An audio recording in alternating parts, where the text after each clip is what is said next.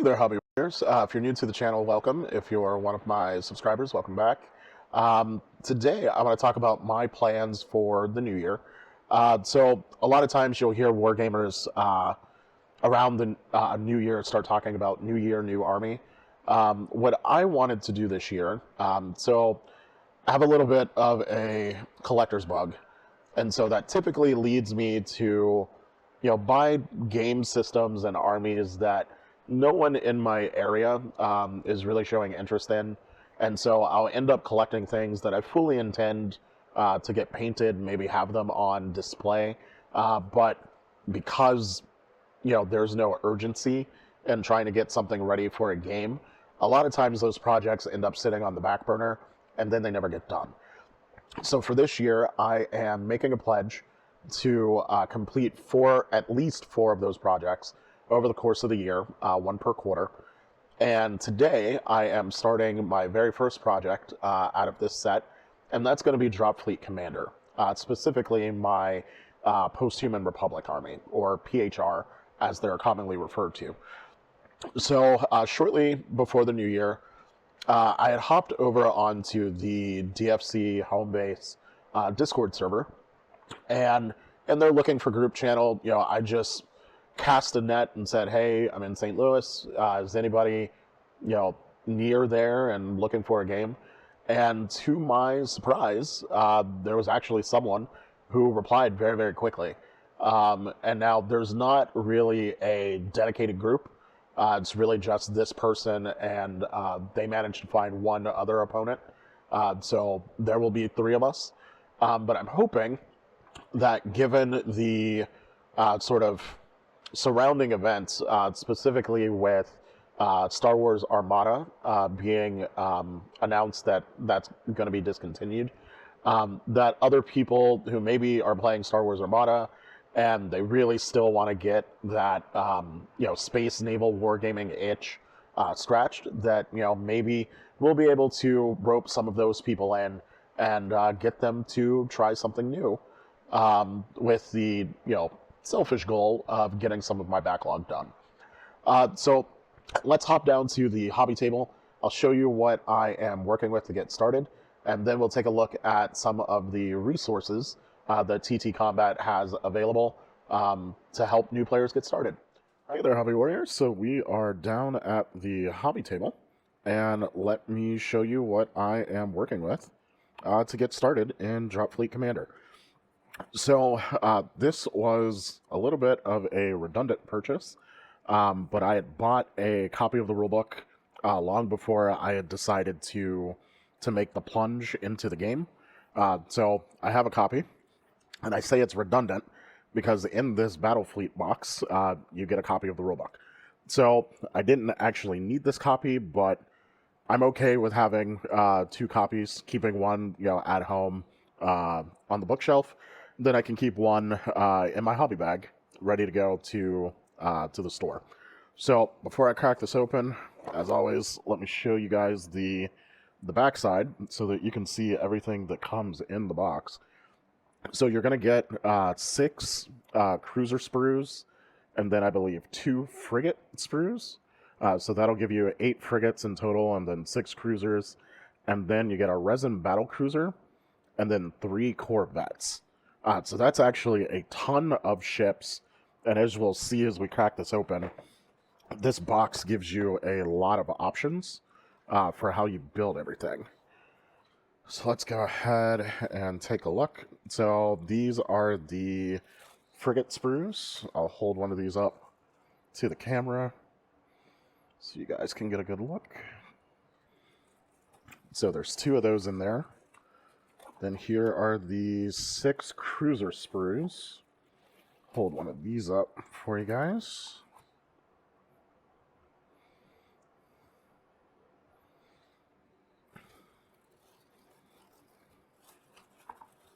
Alright, set those to the side. Looks like we've got 2 sprues worth of bases.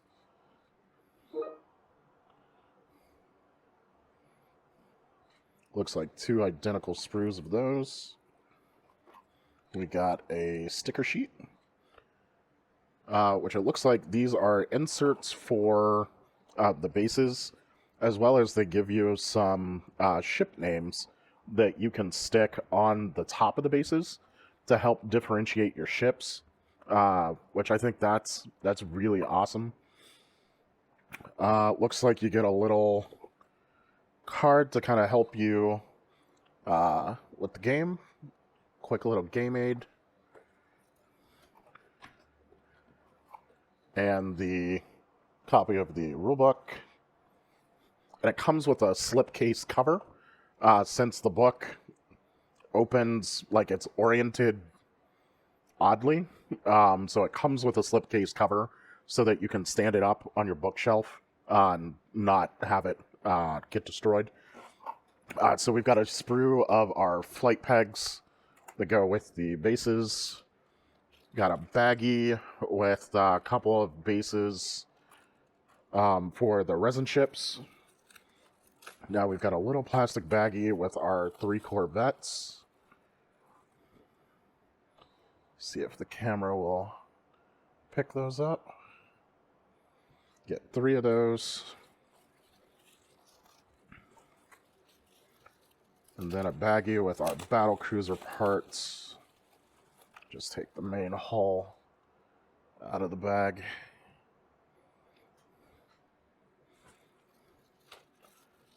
We're still not done. We've got our activation card deck.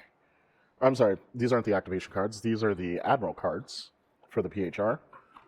And then we've also got a deck of the activation cards.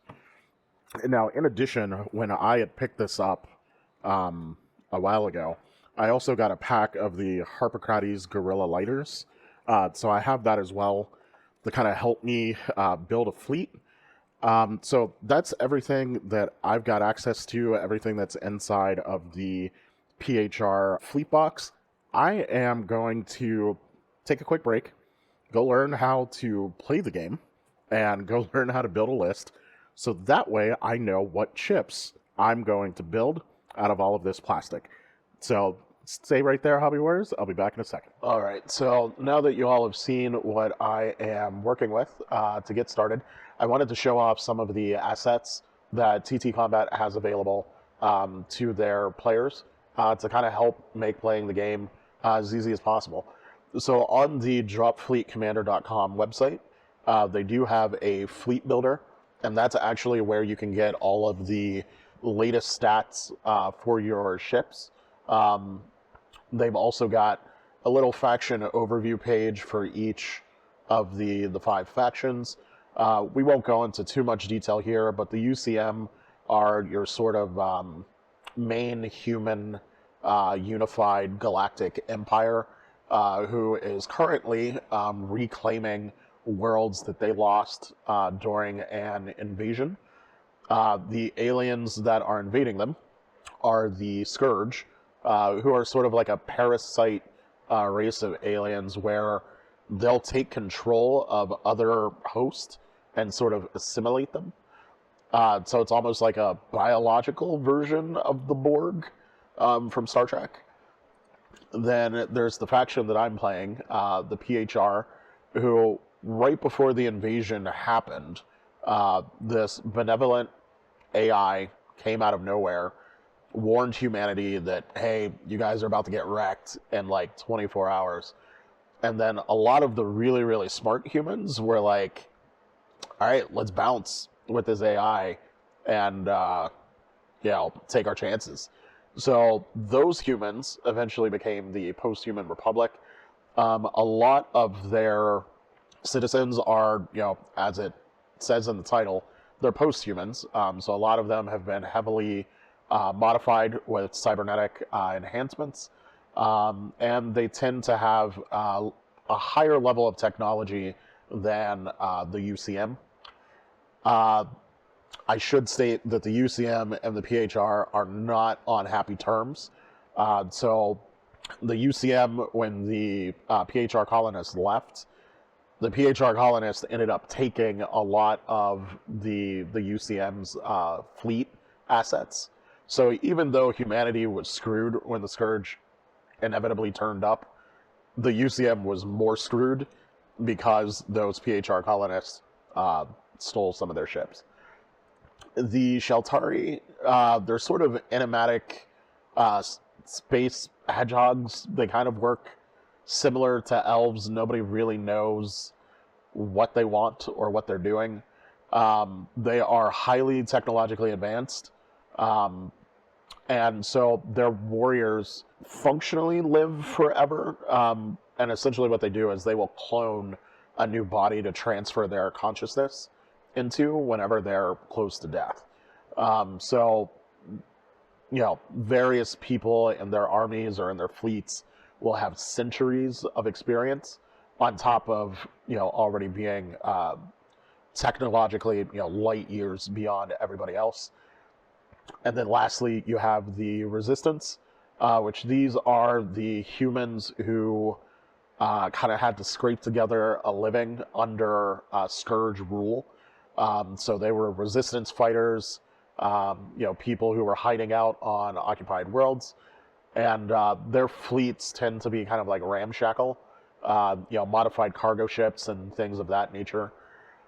So those are the 5 factions in the game. Now that we've run through that, I'm not going to show you how to use the fleet builder. It's relatively self-explanatory. But I read through the rules, and so the main objective in the missions and how you score points is by landing troops onto key locations. So you're fighting in orbit of either a world or like a space station, and you're trying to land troops on the surface so that you can control the ground war. So even though you can destroy enemy ships, that's not really the focus of the game. So with that in mind, I went ahead and built a list. I have no idea if it's any good. The proof will be in the pudding, and we'll see, after I play some games, how I feel about it. But I loaded up on a lot of the things that make the PHR special. So they're actually the only faction where their assault troop ships are not only capable of landing troops, they're also perfectly capable of duking it out in space with other medium class ships. So I loaded up on those. I also have lots of carriers. So I've got 12 launch capacity out of my 15 cap by taking 3 carriers, and then I've got some smaller ships to help protect everything. So like the Pollux escort frigates are really good at providing point defense protection to bigger ships. And then things like the Calypso frigates have a little bit of electronic warfare capability and can make your ships harder to hit. So I don't know if this list is any good. We'll see. But I'm going to go ahead and build these ships, and then I'll show you what they look like. And actually, before I build the ships, I figured it would probably make sense to show you the assembly instructions. So all of the assembly instructions are available on the TT Combat website in the resources section. So this is the PHR cruiser assembly sheet. And so every single cruiser that you can make, of which there are 9 varieties that you can make out of 1 sprue, every cruiser you'll do a 1 through 3. That's just the basic body. And then depending on which loadout you're using, you'll have a different prow assembly, which are like D through I. And then you'll also notice you'll have different broadside assemblies based on which ship you're building. So for my 6 cruiser sprues, I'm going to build 2 Bellafarans, 2 Orpheus, and 2 Ganymede ships. So I'm going to be using these 3 down at the bottom.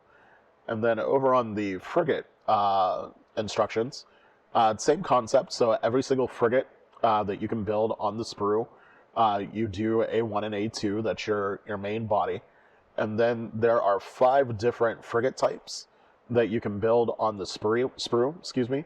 Now each frigate sprue will allow you to build 4 frigates, but they give you enough parts to build 2 of any type. So you could build, 2 Calypsos and 2 Medeas, which is what I'm doing.